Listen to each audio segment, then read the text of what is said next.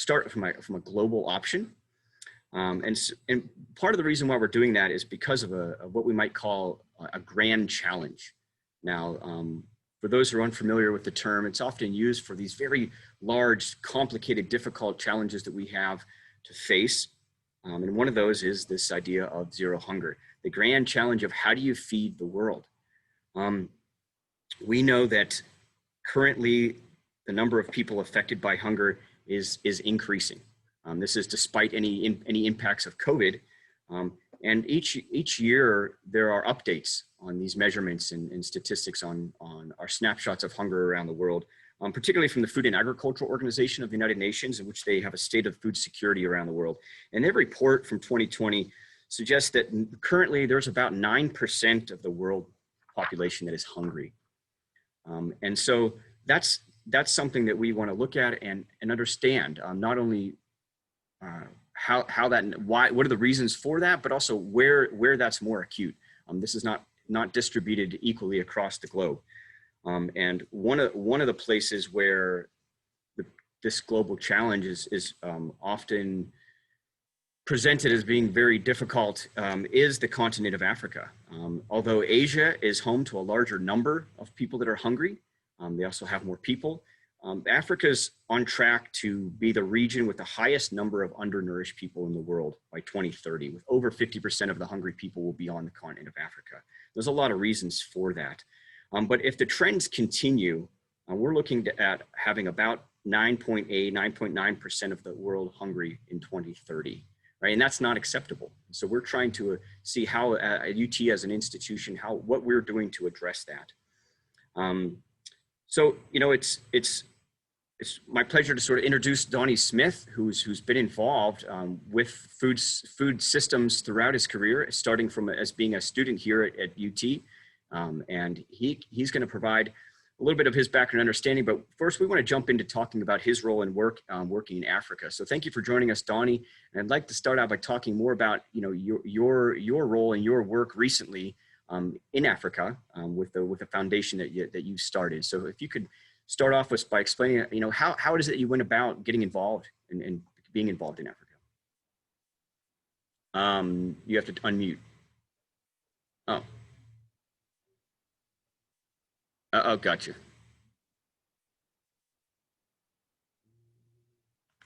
Okay, try it again. Awesome. Okay. Words, they're awesome. Thanks, Dave. Great to be with everybody today. Yeah, we I can't ever remember not having a heart for Africa, from being a child all the way through the career. In 2012, save you the story on a set of circumstances. I made my first trip to Africa with the intention of trying to help the nation of Rwanda develop some sustainable agriculture solutions. And by that time, I was a couple of years into the CEO career at Tyson, and thankfully that I had some resources that I could put enough pressure against something to actually make a difference. And so met with the Minister of Agriculture, talked at first about my ideas. There's a lesson here. And I wanted to do demonstration farms and work on yield improvement and crop diversification and cropping and animal husbandry synergies, et cetera, et cetera. And so I talked about that, and she sort of rolled her eyes, and she said, "Look, I do not need another demonstration farm in this country. I've got them everywhere." I said, "Okay, well, what do you need?" She said, "I need a feed mill." She said, "We need animal source foods in this country. We have a large population of pregnant and lactating women, and they need animal source protein. We have way too many malnourished and stunted children, preschool kids who need protein in their school in their years, and we don't have the type of quality feed we need to be able to feed the animals to get the potential out of the genetics that God put in the genetics. I need a commercial feed mill." Okay, great point. I wish I'd asked you first. And so I agreed to build actually what turned out to be the nation of Rwanda's first commercial feed mill. And we did it in record time for Africa in about 18 months. And so we opened some Rural Feeds, which was at that point the nation's largest, only commercial feed manufacturing. And so that you know, that was the first solid step into this desire I had to go to the place in the world where everybody predicts is going to have the most hungry people. It's certainly the youngest continent on the planet. And so I think it's going to have the biggest need, at least through my lifetime, and probably on through to 2050 as we talk about population growth. And so, you know what, if I'm gonna burn myself out, I'm gonna burn myself out on the biggest problem where it exists. And so that's kind of why we picked Africa and how we began to try to help in Africa. Oftentimes I get questions from students asking about why people go to places, other countries, and they assume that we all just go and show up with our own ideas and just interject them into these communities. Could you speak a little bit more to what you were mentioning about that actual interaction and collaboration with institutions on the ground, including state governments? How does that work? What does that look like? And often we do that. I mean, you know, the thing about us in agriculture in America is we have the most modern, efficient agricultural system on the planet. That's why America has the most affordable, abundant food supply on the planet, and why Americans spend the lowest portion of their disposable income on food than anybody on the planet. And we just sort of take all this for granted, right? And so we take our ideas and we just sort of transpose those on other geographies. And it's really not until you get your feet on the ground that you see, you don't, only 40% of the country has electricity. Well, my ideas won't work. Oh, my gosh, it takes you an hour and a half to go 30 kilometers. Oh, so an efficient transportation network. Oh, wait a minute. There's no refrigeration here. We don't have a temperature controlled network to store refrigerated foods. Oh my God, this is different, right? And so then we have to take the principles that we know about food production and food systems and value chains, and then sort of try to help learn about what that environment is like and how we can translate the principles into practical application in an environment that is completely different from us. And Dave, that's why we started the Smith Center, right? I mean, I got over to Africa and, you know, I mean, I've been involved in agriculture all my life. I like to think I've been relatively successful at it, right? I got over there and I was facing problems. I mean, how do you grow chickens on a farm that's the size of your office on the side of a mountain on a volcano at 7,000 feet? You know, how do you help that family produce enough food to feed itself, right? And so, man, I need help. And that's why we created the Smith Center for International Sustainable Agriculture, was to create a place where people could come to get the research or the application or help and you know, grants and funding to be able to go into these environments and to be able to have an impact, because it's way different than what we see here. Now, it's amazing, you know, Tennessee is a great microcosm for what the world needs. If you look from west to east, you know, you've got cotton, corn, soybeans, that kind of thing. You get into Middle Tennessee and you start seeing some goats and chickens and dairy cows and that sort of thing. And, you know, I mean, we got grapes, we got everything around here, right? And so that whole food and fiber system that we grew up in needs to be exported around the world, and the technology that we have to be able to help those people feed themselves. But it's got to be in a different context, because you can't turn a John Deere 4-wheel drive tractor around in Rwanda. It ain't going to happen, right?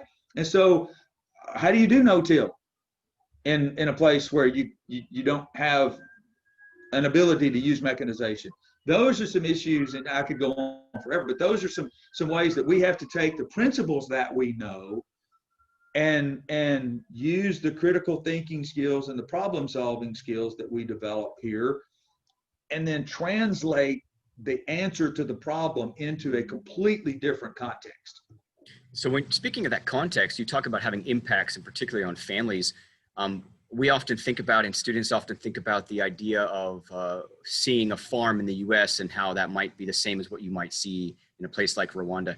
How might that be different? What do we mean when we talk about smallholder and subsistence agriculture? Yeah, so the difference is night and day. Okay, so let's take Rwanda. Rwanda is the size of East Tennessee with a population of 13 million people. There are people everywhere, and most of them are living on the side of a volcano, right? And so they have very little property, and therefore they have, there's not an opportunity to have a 30-acre cornfield. You might have a third of an acre to use to plant corn. You might not even have that. You may have to form a cooperative with other friends and other people in the community and work together. And so what we look at is, so I'm going to take Musanze, the area where our project currently is operating on broilers. Musanze is a very poor district in the nation of Rwanda. Most of the farmers in Musanze are subsistence farmers. And what I mean by that is what they grow is keeping them alive. We think of farming, we think of making money. When they're farming to be able to keep the 5 members of the family alive until the next growing season. And they live from crop to crop, from growing season to growing season. And these folks are desperately poor. I think on average, the growers we work with, there's a family of 5, and typically their household income averages about 85 cents a day. That's not per capita, that's household income. So think about that. You go to Starbucks and you get a chocolate mocha latte, whatever, what you spend on that cup of coffee will feed a family of 5 in Rwanda for a week.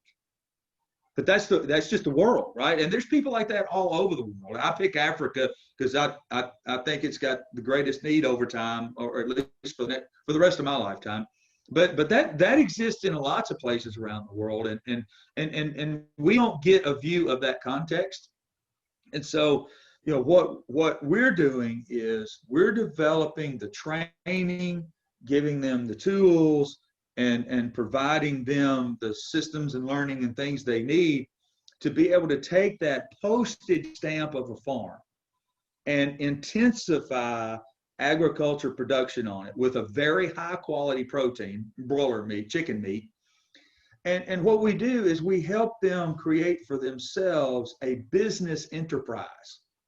And so this is not donor money going to feed them for a day. This is helping them create a business that their family will own for the rest of its existence, that will double, sometimes triple their income, that they will then use to pay for school fees, to send their kids to school, to buy insurance, and often to establish more income streams. Now, it may be a couple of goats, it may be a dairy cow, it may be buying a sewing machine to make their own clothes, lots of different ways that it would express itself. But what they're doing is they're using the cash flow from the chicken business to create other streams of cash flow. So listen, it's never about ability. These people, most of them can't read, can't write. Some of them struggle with Kenya Rwandan, much less English, right? But they have the ability to learn how to grow chickens, and we've developed a phenomenal training program so that they can be successful. It's not. I have, my experience says it's not about ability; it's about opportunity. They just don't have the opportunity that we have because of the transportation infrastructure, the power grid, the lack of capital, the lack of finance, the lack of education, the lack of agricultural expertise. Right? All these. There's just. It seems like the cards are stacked against them. And so what we're trying to do is we're trying to go to this population that has the cards stacked against them and help them be able to deal their own hand. Yeah, and there's a lot of information out there for those of you listening in, and there's a lot of players involved, a lot of people, a lot of institutions from different types of institutions working to address these problems. Can you speak a little bit to the idea of sustainability? Because you're talking about the type of model you're implementing, and there's a lot of other players out there that are throwing money at different problems. What have you found in your experience working with different types of organizations and their approach to sustainability? Yeah, I've developed a very simple philosophy. If it don't make dollars, it don't make sense. Dave, if these farmers can't develop a business enterprise that with market forces can't continue to operate and make profit, it's not sustainable. And I see a lot of NGOs and I see a lot of projects. And one thing we've tried to do differently, and we had a project, right? We had a pilot project to see if this idea about growing chickens on the side of a volcano at 7,000 feet would work, right? Turns out it will. And so now we're shifting from having a project to having a business, a profitable business that will be able to help these 500 families continue to grow chickens for years and years to come, and be able to provide for their families, and also be a part of a profitable system that can then invest in itself and grow and that sort of thing. That's how I define true sustainable agriculture, is that it really doesn't need constant inputs from the outside. It will take care of itself.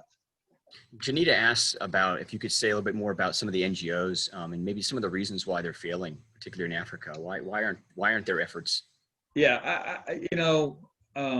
one reason is I don't know if it's guilt or whatever, but there's a lot of money that has poured into particularly the African continent over the last 2 or 3 decades, and frankly, what it does is and I saw this in the early days. It's hard to develop trust in Rwanda anyway, but it was hard for us to develop trust, because the African farmers would say, hey, look, this is going to last till the money runs out, and then it's over like everything else. I wish I had $1 for every piece of equipment that was laying dormant in Africa because the project just stopped and they went on to something else, right?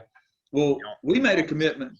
Yeah, we made a commitment. We're dug in, right? The things I do through the foundation are so we're a nonprofit. Our foundation is a nonprofit, right? But the nonprofit owns registered Rwandan businesses. It owns Zamora Feeds, Zamora Farms, and Zamora Foods, a feed mill, a laying operation, table eggs, and a broiler business. And those are registered for-profit Rwandan businesses. And I hope that some Rwandan decides they want to buy them from the foundation at some point. And it'll be, today we have one expat and everybody else is Rwandan. So we're doing everything we can do to build capacity. And I think that's kind of the mindset difference, is they're looking at shooting an arrow at something. And, frankly, a lot of people are just, a lot of NGOs are just looking to, let's make this profitable so we'll get another project and we can keep doing this, right?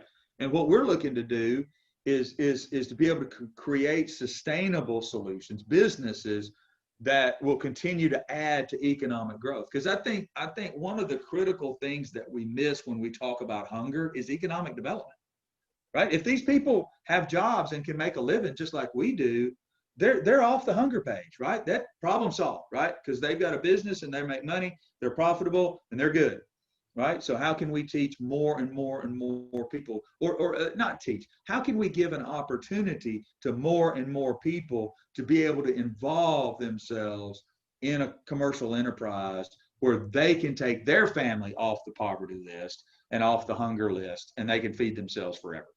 I think that that's a good point, and one of the things that we often miss is the idea of the opportunities.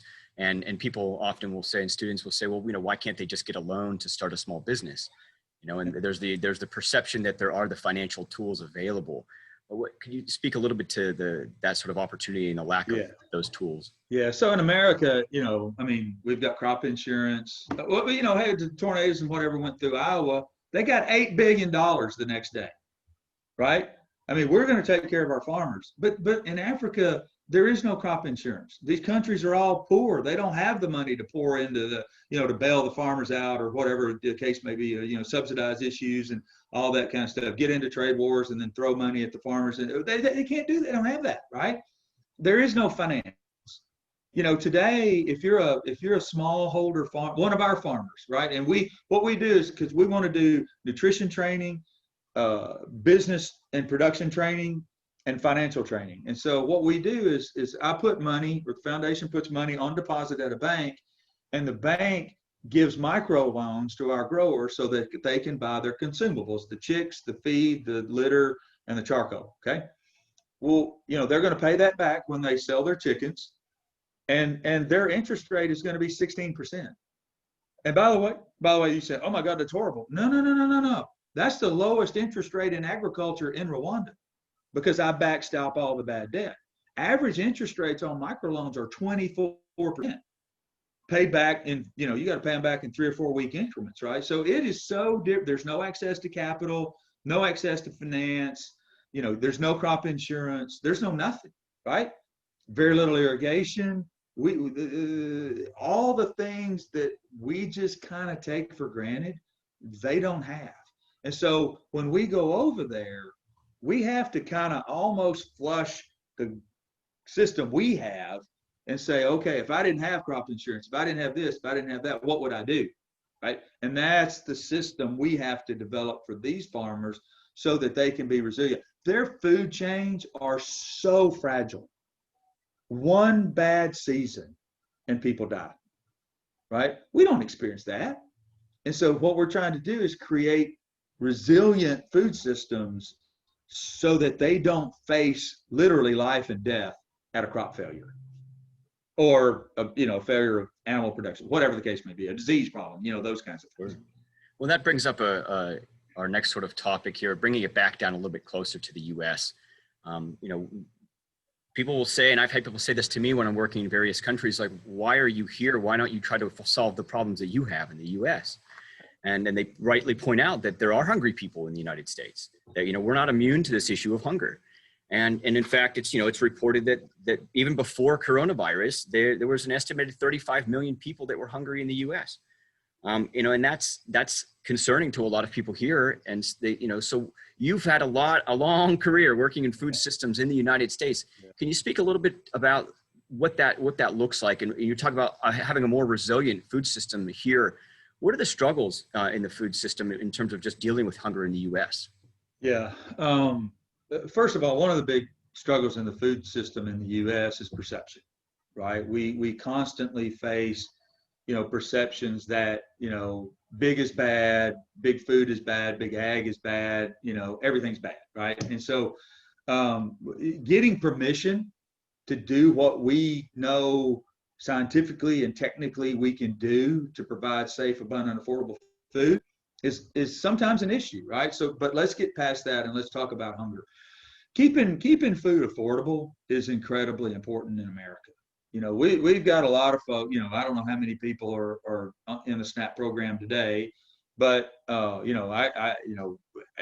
in my career, there were sometimes as many as 50 million people on the supplemental nutrition program. And teaching, by the way, teaching families, which was one of the things we tried to do in my career, was to try to teach families how to take that $104 a week for a family of 4 and actually create 7 days worth of nutritious meals and feed their family nutritious food that and do it all, for a whole week. And it's very doable, but you gotta learn how to do that, right? And so we worked a lot on that, but most food companies, their major philanthropy is hunger, and I don't know of a food company that doesn't support somebody, Feeding America, America's Second Harvest, whatever, and making food donations and that kind of thing. And we wanted to lead certainly our industry in doing that, and I feel good about the way we did that.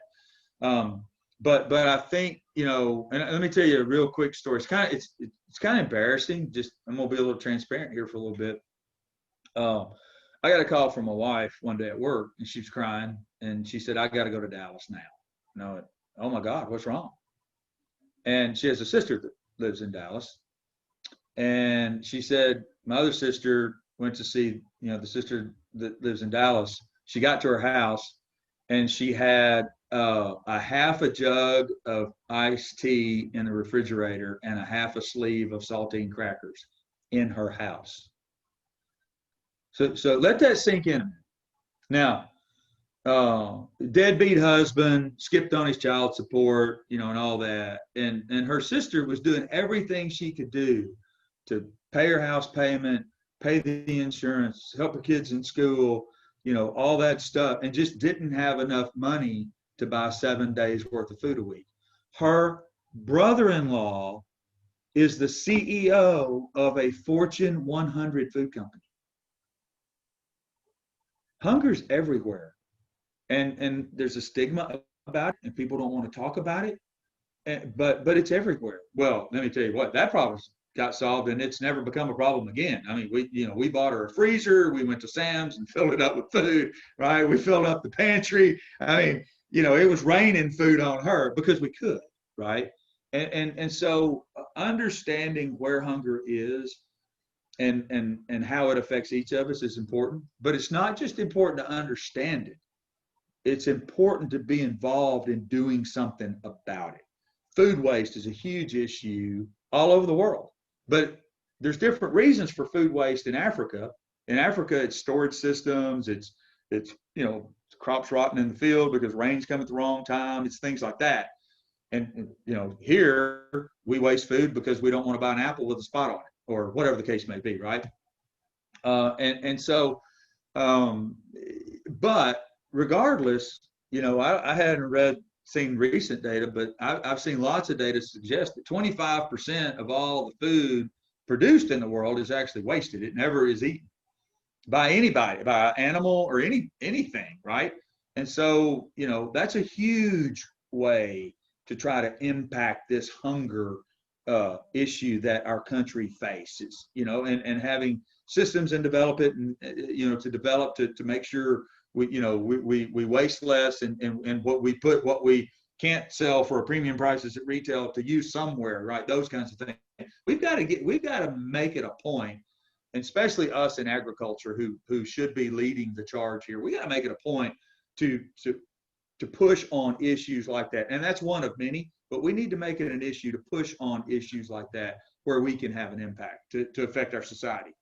No, I agree with that. And I often, once again, talking to students about hunger and food system issues, they often, question this idea, well, why can't we just produce more food? And they think that that's the only issue, that there isn't any problems with all these other factors that are going into it. And like food waste is a large factor in our system. But other barriers exist, even within the US. And I find that oftentimes our understanding of how US food systems are connected to the world is less understood. And so maybe could you speak to a little bit about how globally our food system is in this country and how that really impacts us?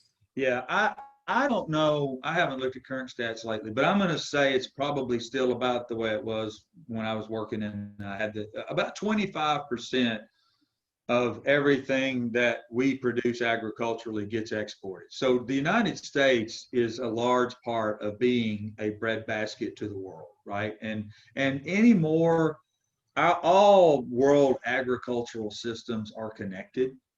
For example, when I was trading commodities, and even the commodity team that, when I was CEO or whatever, we didn't just worry about U.S. weather. We had to worry about South American weather. We had to worry about Chinese weather. We had to worry, because all these systems are connected. And, if you have a severe drought in China, they got 1.2 billion mouths to feed, and they know what would happen if people got hungry. And so if their crop production goes down, they're going to go to every world market, and they're going to buy commodities and get, they're going to keep their people fed. Well, supply is going to shrink. Demand's going to be the same, prices are going to rise. And so food prices in America go up. And frankly, unfortunately, out of reach of some of the poorest of America, right? Or certain food choices become out of reach when that happens. 70% of, I know chicken's better than anything, 70% of the cost of producing a chicken is feed cost, right? So if feed costs go up, price of chicken goes up. So these things are all interconnected, trade relationships and that sort of thing. U.S. preferences, we're the largest in chicken. We're the largest white meat market in the world. So we've got an abundance of dark meat that's looking for an export home, right? U.S., desire for certain parts of the pork animal leaves hams that are oversupplied, and they go to Mexico, right? That kind of thing. And you know, dairy and cattle and all that kind of stuff. And so we're all connected now, right? And how to help support our agricultural system to keep producing this abundant supply of food. It's important to understand how all these systems affect each other, and how we need to do our best to try to keep them in equilibrium. Let's bring it then back to Tennessee then specifically, because we have a lot of food producers here. We also have a lot of consumers. I mean, we eat food. It's estimated that almost 1 million people in Tennessee are hungry. And you know, if you look at that in terms of the number of children, it's about 1 in 6. So if you have 1 in 6 children in the state of Tennessee that are hungry, I mean, it's a striking number, and it's an important issue. You know, how can we address some of that? I mean, what are some of the ideas in terms of, you have these problems in a global food system, food waste, the production, the different trade issues, but now you have people in Tennessee that say, well, you know, we just want to focus on Tennessee. We want to solve some problems here. Do we have to address those global issues? I mean, how do we kind of wrap our heads around the state? Yeah, I will tell you that if you don't address the global issues, they're gonna land on your porch. And so let me address that first, and then I'll talk about, you know, maybe some solutions to addressing hunger in the state. And then, by the way, there's 52 people on this call, and probably 51 of them have better ideas about how to do this than I do. But you know, often in doubt. I mean, often wrong, but never in doubt, right? So here's the, we don't call it the Peace Corps out of luck. There's a reason we call the Peace Corps the Peace Corps, because one of the consistent outputs from hunger and poverty is armed conflict all over the world. When, you know, Howard Buffett in his great book 40 Chances has a chapter, I think the title is "A Hungry Man Doesn't Care About a Tree." You know, he's going to chop that tree down and use it for wood to boil the water to stay alive, or to cook food or whatever. And that's kind of the point. And so, you know, you know, in a lot of areas where we've seen generations maybe of armed conflict, you always see great poverty, and you always see malnutrition and hunger. And so, you know, one of the things we can do to promote peace on the planet is to feed people. And to meet their most basic human needs, which is to be able to eat the calories they need to be able to survive, you know, during their lifetime. And I was in a conversation with one of the members of the Senate Armed Services Committee, and I said, look, you know, I'm kind of interested in how you guys in the Senate Armed Services Committee view food security. He said, outside of being able to protect ourselves, it's the #1 issue we're concerned about, because hungry people do desperate things. So that's why Tennesseans really need to care about world hunger. #1, God's given you the resources and the capability to be able to help that problem. And I tell you, to whom much is given, much is required. So, you know, I think we have an obligation to help the poor wherever they are. But now let's bring it home, right? You know, we are so fortunate in the state of Tennessee to have the Institute for Public Service, right, which is helping communities and the leadership of those communities learn how to be as effective as they can in governing and leading the people of Tennessee.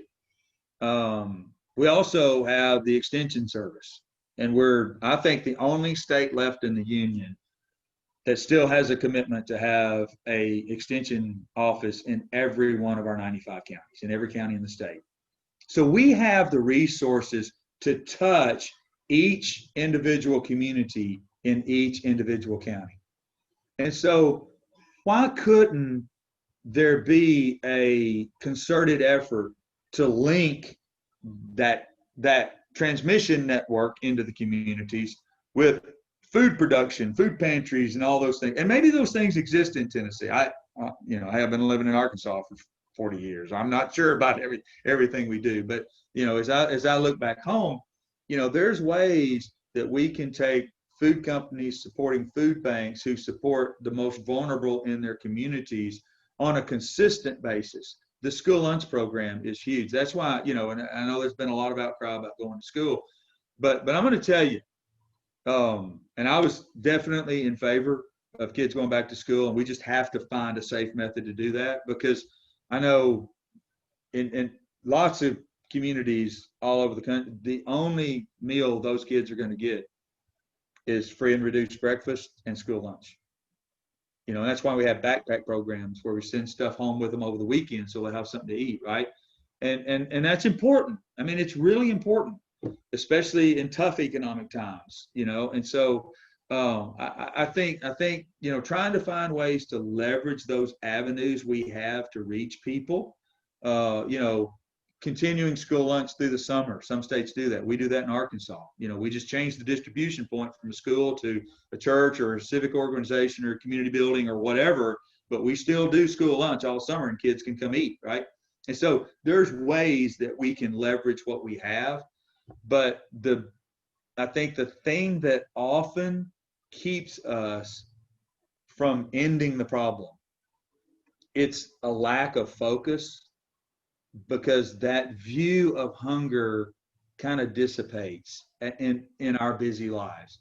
We just get too busy to look for it. And that's a problem, but it's also a problem that all of us can solve pretty easily. I agree. And I think that's really, brings up the point that we're trying to highlight today, that UT, as you mentioned, Extension, we're heavily involved in these issues. And there's people around the UT community that are engaged with community organizations, engaged in research, understanding the problem, engaged in developing models and solutions for here and abroad. And I'd like to highlight a couple of things that we're doing here on campus. The End Hunger Feed Change Initiative was started based on these conversations that, you know, we know that this issue exists, but sometimes we get too busy and we just kind of falls off the radar. And we know that currently now in this difficult COVID situation, that this is one of the increasing problems that we're seeing. Food insecurity is on the rise everywhere. And so how do we stay ahead of that in this difficult situation? And so the UT has established a hunger working group. So this End Hunger Feed Change is a collection of people, faculty, staff, students, that are working to come together with ideas and with common interests related to food security.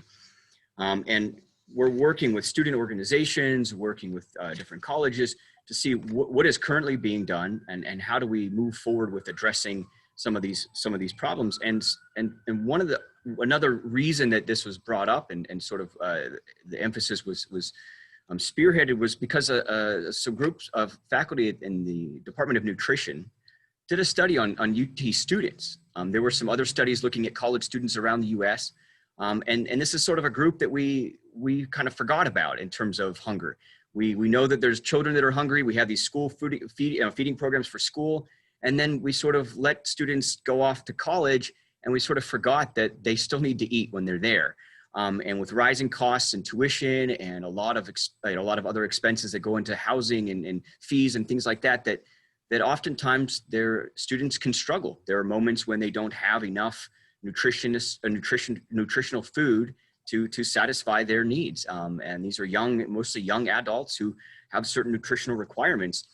And so the study showed that it was about 32%, which was on par with other universities around the country, with 32% of the students saying that they've experienced food insecurity. And so that really made this issue kind of come home to UT, and a lot of folks here said, well, how now are we going to address this?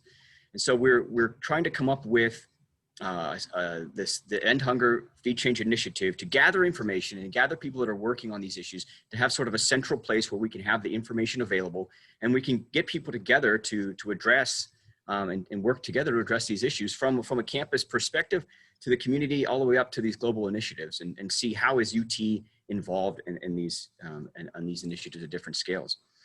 So some of the things that we are working on, and I'd like you to speak a little bit to this, is they were trying to open a pantry. The Big Orange Pantry is going to be opening this fall here on campus, and I know you and Terry have been gracious enough to help support the start of that. Maybe speak a little bit to why you think that's important, and maybe the criticism that we get that, well, why college students? They don't need support. Yeah. So, after you are fortunate enough, I guess, or blessed to get a title like CEO, somehow people think you were born with a silver spoon in your mouth and all that kind of stuff. Look, I grew up a little skinny kid, about a quarter of a mile down Wilson Pike off Highway 96 south of Franklin. Dad worked in the furniture business. Mom was a librarian, did part-time stuff at school. There was nothing special about us. We were very, very middle class, just average folks, right? Fortunately, I was able to come to the University of Tennessee, and I had some professors and some folks like Dr. Charles Goen that I don't know why, I don't know why, but took an interest in me and helped me get off to a good start. And that good start, I tried to add a little effort and stuff to that, and it ended up in a great place, right? And so I'll leave that story there. But when I was here, there were some times when there was a couple of days left in the week when the money ran out, and it's amazing how far 2 cans of potted meat and a half a sack of saltine crackers will go all weekend, but it'll do it, right? But it's really hard to ace a math test when you haven't eaten in 2 days. And I'm so proud of Tennessee for coming up with the UT Promise and promising to take some kids from the, anybody below 50,000 in household income and give them, pay for their tuition. But there's still room and board and books and stuff. And I mean, there's still some cost to all that. And so, our heart is for that kid that's, trying to live 4 days on 2 cans of potted meat and a sleeve of saltine crackers. Because it's really hard to do good in school, and it's really hard to not get discouraged. And it's also really hard to raise your hand and say, man, I'm hungry. Somebody feed me, or stand on the side, like you might see downtown, need food, right? The kids are here, they're not going to do that. And so what happens? Well, they make it as long as they can, and then they get discouraged and they go back home and get a job. And unfortunately, most of them never take another shot at college. And I just think that's a shame, right? And so what we wanted to do was hey, honestly, I didn't know we didn't have a full-time pantry. I had no idea. One of the student organizations had a pantry that was supported a few hours, 1 day a week. But I had no idea we didn't have a pantry. And so, it's kind of that not on my watch, right? And so Terry and I wanted to put some seed money down to make sure we could get people to run it, get it stocked, get it in that. And then, fortunately through the network, we're going to get some support from whoever it is to be able to keep the pantry stocked with nutritious food that these students can use. And who knows how creative we'll get with that. We're so good at taking a good idea and making it awesome. But I do think it's really important that, just like I had no idea my sister-in-law was hungry. I had no idea. But once I did, I fixed it. Yeah, I really didn't have an idea that many UT students were food insecure. But now that I do, I'm going to do something about it, because I can, right? And if you can, you should. And so, just sometimes giving Tennessee a boost to get a good idea off the ground, it will take flight and people will flock around it, because this state loves this place. They love it just like I love it. And so there will be lots of help that comes to help these kids that need help so they can do good in school. And I think about it this way. Hey, if I was hungry all the time, I'd have probably got discouraged and went home, and I would have never had the career I've had and never been able to give back to this university the way we're able to. So what if just being able to get a little bit of food 2 days a week or whatever you need or get through the weekend or whatever the case may be, keeps you in school, and you do good, and then you start applying for scholarships, and then the pressure starts easing up a little bit. And then, you can help. And we're looking at things like meal share. you know, and a lot of different things that the students can do to get involved too, to help each other. And the way look, we're volunteers, right? And so we're going to volunteer to solve this problem, and we'll get it solved. But knowing, you know, I don't know who said it, but somebody said half of the solution is knowing you have a problem. And honestly, I was just ignorant to the fact that there was a real problem on my alma mater's campus. But I'm committed that there won't continue to be. Well, I'm sure that a lot of people here can join me in appreciating that and in your generosity for helping. And I think that's a common issue. I mean, there's a lot of us, and having participated in this initiative and talked to a lot of people across campus, a lot of it is about the information, and it is about knowing where the need is, but also where the solutions are. And that you know, there's a lot of students that, for example, get work study on campus, and they don't know that they're eligible for SNAP benefits, that they could get some help, and they don't know that there's a pantry, you know, there was a part-time pantry available. And so having a place where students could gather and have that information available to them, but it is tricky, and there is stigma against it, and there are creative ways, and there's student organizations here on campus that are really pushing the way forward of solving some of this problem for their peers, talking to other universities and gathering information about what's being done there, trying to come up with creative solutions to try to address this problem. Gathering up the food that's not being used on campus and providing it for people, transforming foods that's more preservable and something that you can keep more shelf stable. So there's a lot of different groups and people that are trying to address this issue, and we're trying to make sure people are aware. And so one of the things that we're trying to do with the End Hunger Feed Change is we have a themed year this year. COVID's really creating a problem with hunger. And so and I know we get bogged down in the conversations about COVID but we're looking at also the implications of that. And we want to be able to, point to solutions and the implications as COVID is having on food insecurity, so that we can kind of get ahead of it and address it before it becomes more of a problem, so that we're not ignorant to that. And so let's stop. Well, I'm going to stop there and just open it up for a couple. We have a couple minutes left and open up for some questions. But I wanted to thank you, Donnie, for sharing your experience. And I want to just let everybody know that this information is out there. endhunger.utk.edu website's available. And we're looking for people to definitely get involved and continue to sort of highlight this issue. That's, not let it kind of fall off the radar, because we know it's an essential part of being part of the community. Yep. So if there's folks, I know Paul Geller had a question about, your nonprofits in Rwanda supporting a lot of small farmers. What do you think about ideas in the U.S. For small scale farming operations in the U.S.? Is that a part of the conversation? Is that? I think there will always be small farms in the U.S. But as society changes and more people move to urban areas, farming will continue to concentrate. Just the pressure on profit, and as energy prices rise, or fertilizer prices change, or land prices change, or credit changes and that kind of thing, there's continual pressure on farming operations for profitability, and often the way to become more profitable is to scale, right? And you have the same amount of effort against larger land mass, and larger production for the same amount of push. But I think there's always a place for a small family farm. And I think, with the development of these local markets, farmers markets or, that kind of thing, and certain restaurants, want everything produced locally and that kind of thing. Now, there's some seasonality to that. I mean, hey, if you're in Connecticut, you're probably not going to have watermelons in February unless you get them from Plant City, Florida, or the San Joaquin Valley, right? I mean, that's kind of the way it's going to have to happen. So everything can't be local all the time, but I think there are ways for small farming operations to be sustainable. Generally speaking, it's appealing to those who want locally produced. They would call it more sustainable, but that's a different argument or a different discussion for a different day. Probably a different argument for a different day.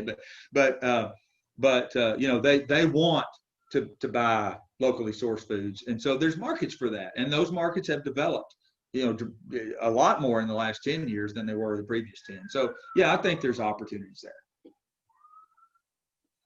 Great. Other questions? put it in the chat or you can unmute and ask. David, I think there was one up above there. How can we reduce food waste in America on a larger scale? There you go. Yeah. All right, I see 5 minutes left on the clock. You know, I have seen certain retailers lately who have taken an interest in selling less than perfect food. Now, you know, but you know, there's a reality we have to face. And the reality we have to face is most consumers in America walking into a grocery store don't want less than perfect food for their children, right? And so this lack of education, I tell you, listen, I regret when we took home ec out of high school, you know, and I know there's some things that we're doing to put it back in, you know, to start, but you know, we grew up understanding how our food was made, or I grew up understanding how my food was made, but it just doesn't happen today. And you've got rural and urban kids. I'll tell you a quick story. Karen and I were laughing about this the other day. I was here teaching a freshman food science class, and I shocked a young lady when she learned that we had to kill the chicken to make the nugget. And that's what they bring to school, right? They don't know. That's why we're here. And so there's a huge education component about food waste to create some kind of passion to end it. And I don't know that that's been done ubiquitously across the country. I think there are some spotty areas where, you know, we're doing some stuff, but you know, until a consumer will buy an apple with a spot on it, or, you know, buy a strawberry that looks weird, I don't know how we're going to end food waste. I really don't. Now, you know, fortunately, in my, you know, where I came from, in, you know, animal food industry, we don't waste anything. Now, humans may not eat it, but other animals will, right? I mean, feather meal, blood meal, meat and bone meal, poultry meal, whatever. You know, the only thing we lose when we kill a chicken is the peep or cluck or whatever a chicken does, right? Same thing with hogs, same thing with cattle, right? We use all of it and find markets for, you know, hey, tongue, I don't know what the current price is, but a lot of times beef tongue is $10 a pound in Japan. We just got to get it over to them, right? So we develop markets for a lot of the stuff that you know, we in America, we're never going to eat. But I think, you know, encouraging food companies to continue to find ways to remove waste, and then encouraging, you know, somehow to educate consumers about the need for this kind of thing going to food banks instead of rotting in the field. It's important. It's a good thing that UT is a world-class educational institution. Isn't it though? All the right, seat well, of knowledge. We're going to have to close here, but I wanted to thank everybody for participating. Thank you, Donnie Smith, for being here and always being willing to share your experience and talk about how we can move forward. And so this being recorded. We'll post it up, you know, for those that those might want to pass it around to others. And like, once again, the End Hunger Feed Change Initiative, it's happening on campus. We have this themed year that we're going to be focusing on this issue so that we can all be better informed and understand what's going on and how UT is engaged in trying to help solve hunger. So thank you all for participating, and please reach out if you have any questions on how you can get involved. Thanks, everyone. Yeah, Hey, Dave, I have a quick question for you. Go ahead, Janita. Is this the pantry? I'm trying to tweet about it. Is it Smokey's Pantry? No, Smokey's Pantry was they're just the one that was only it was only open, I think, on Tuesday afternoons or something. And it's actually not run by UT. It's run by, I think, the Episcopal Church. But the Big Orange Pantry is the initiative that we're going to be, it's going to be opening up. And it's going to be in the old post office there in Grieve Hall, because the post office moved to the Student Union building. So there is a physical space where that will be, and there'll be somebody that will be, there's some staff that will be there. So that it actually, and it should be opening up. They're trying to do finishing up some maintenance on that. And I know Dr. Anderson-Steves is on the call, and she might have a little bit better idea of the process, or, you know, where we're at in that process. But it's called the Big Orange Pantry, Janita. And that's okay. Do we have a link for that? I don't know if they have a, go ahead, Dr. Steves. We do have a website developed. It's not public facing yet, so that should be coming soon. We hope to start running food through there in October. There's just a large learning curve on how to run a pantry that I'm thrilled that colleagues and I are able to work through that process, but it's just taken time to get the space ready and get it all up and running. But our goal is October. So you would suggest for the time being just to direct them to your website, Dave? Yeah, the Would In it- Hunger website would be a good one to direct them to. Okay, thank you. Thank you very much, all. Have you reached out to local churches to see if they'd be willing to help with the pantry?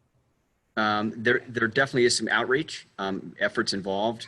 Currently, we're trying to, correct me if I'm wrong, but we're trying to make sure that we have the process down first before we start just getting a lot of people donating food that we wouldn't know how to deal with.